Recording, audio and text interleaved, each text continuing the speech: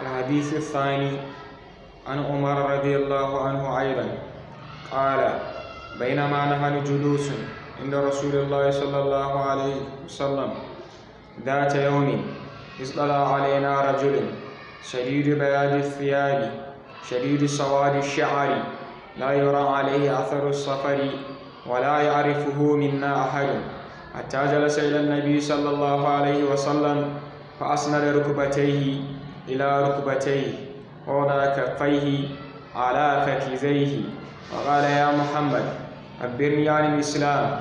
فقال رسول الله صلى الله عليه وسلم: الإسلام أن تشهد أن لا إله إلا الله وأن محمد رسول الله، وتقيم الصلاة وتؤتي الزكاة وتصوم رمضان وتحج البيت إن استطاع إليه سبيلا. قال: صدقت. فعجبنا له يسأله ويصدقه. قال: فأخبرني عن الإيمان.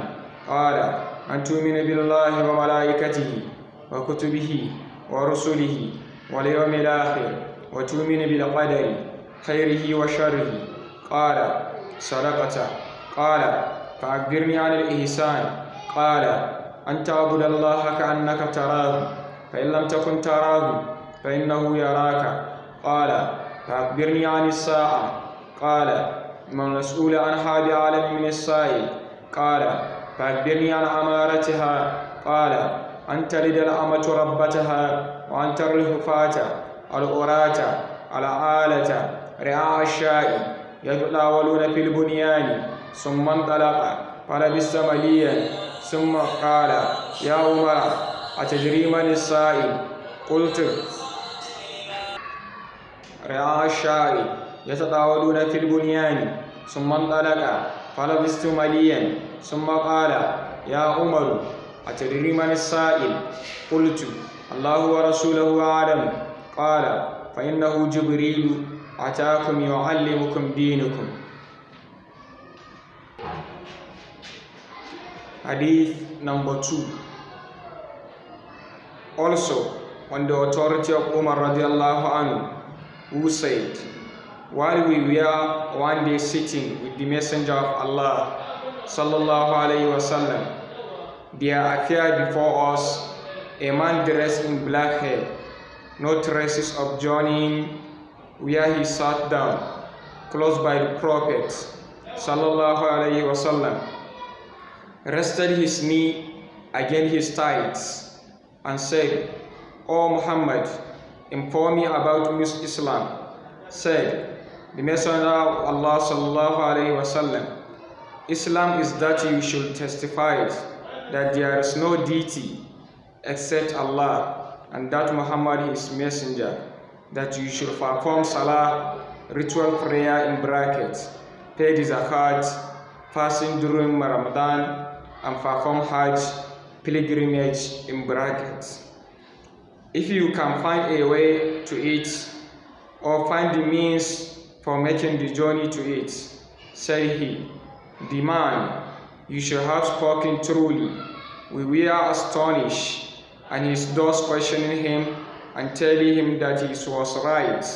But he went on to say, inform me about Iman, faith in brackets.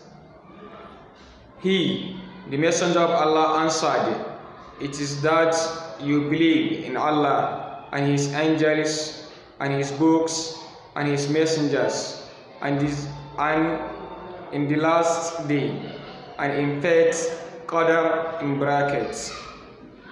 But in its good and its evil aspects, he said, you have spoken truly. Then the man said, inform me about Ihsan.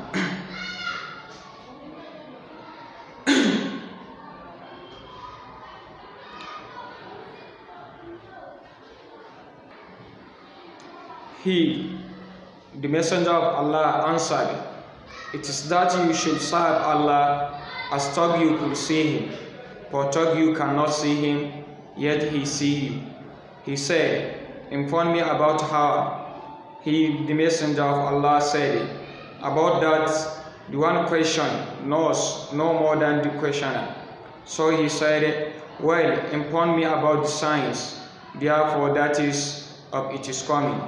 Said he, they are that slave girl will give birth to her mistress, that you will see the barefooted ones, the naked, the destitute, the herdsmen of the sheep, competing of each other in raising lofty buildings. Their often demand went up.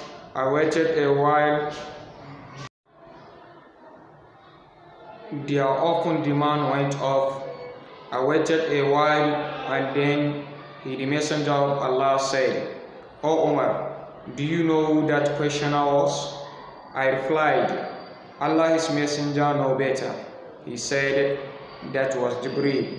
He came to teach your religion, Islam. Hadisi na biyu, an karbo daga Sayyidina Umar, yadda Allah tabbata a gare shi, kuma ya ce,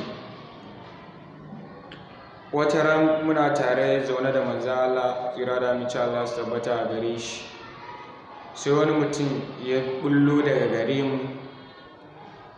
Mutumin fari ne sosai, sannan kanshi baki ne sosai, gashin kanshi, sannan babu alamar tafiya a tare da wannan mutumin, kuma sannan ɗaya daga cikinmu ba wanda ya san wannan mutumin, har sai da ya zauna kusa da annabi tsira da amince Allah su tabbata a gare shi, sai jona cinyoyinsa kusa da cinyoyin manzo Allah tsira da amince Allah su tabbata a gare shi, sai ya ɗora tafa hannunsa a kan cinyoyinsa, sannan ya ce, ya manzo Allah, ka bani labari akan musulunci. Sai manzo Allah tsira da amince Allah su tabbata a gare shi ya ce, musulunci shine shaidawa babu abin bautawa da gaskiya sai Allah, kuma annabi Muhammadu tsira da amince Allah su tabbata a gare shi manzon Allah ne, ka tsaye da sallah, ka ba da zakka, ka yi azumin watan Ramadana, ka yi aikin hajji idan akwai dama. Ƙala, sai manzo Allah tsira da amince Allah su tabbata a gare shi ya ce, sai shi wannan mutumin da manzo Allah ya tambaya sai ya ce kai gaskiya, sai suke amsa masa, yake ƙara tambayarsa bayan ya gasgata shi, sai ya ce, ka bani labari akan imani. Sai manzo Allah ya rada mace Allah sabata gare shi ya ce, shine kai imani da Allah da mala'ikunsa da littattafan da ya saukar da manzannin da ya aiko da ranar lahira, sannan ka amince da kaddara mai kyau ce ko mara kyau. Ƙala, sai mala'ika Jibril ya ce, ka yi gaskiya. Sai ya ƙara tambayar manzala jira da mace Allah sabata gare shi ya ce, ka bani labari akan kyautatawa. Sai manzala jira da mace Allah sabata gare shi ya ce, shine ka bauta wa Allah kamar kana ganin Allah. Idan ka kasance baka ganin Allah, cewa shi Allah yana ganin ka. Sai mala'ika Jibril ya ƙara cewa, ka bani labari akan tashi alƙiyama. Sai manzala jira da mace Allah sabata gare shi ya ce, wanda yake tambayar ya fi wanda yake tambayar sani. Sai mala'ika Jibril ya ƙara cewa, ka bani labari to akan alamominta. Sai wanda Allah jira da mace Allah sabata a gare shi ya ce, shine za ga baiwa ta haifi uwar gijiyarta, sannan za ka ga matalauta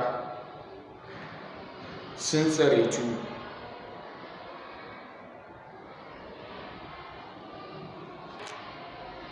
shine za ka ga marasa takalma sun tsiraitu kuma talakawa, sannan makiyaya dabbobi, sannan za a rinka gasar gine-ginen dogayen gini.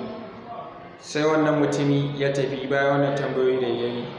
Sai aka zauna zamani mai tsawo. Sai wata ran Sayyidina Umar ya ce, sai wata ran manzo Allah ya ce wa Sayyidina Umar, ka san wa yake tambayar nan? Sai ya ce, sai Sayyidina Umar ya ce a'a. Sai Sayyidina Umar ya ce, Allah da manzansa su ne mafi sani. Sai manzo Allah jira da mace Allah sabata gare shi ce, wannan shine mala'ika Jibril ya zo ya yi wannan tambayoyin ne da ya sanar da ku addinin ku. Muslim ne.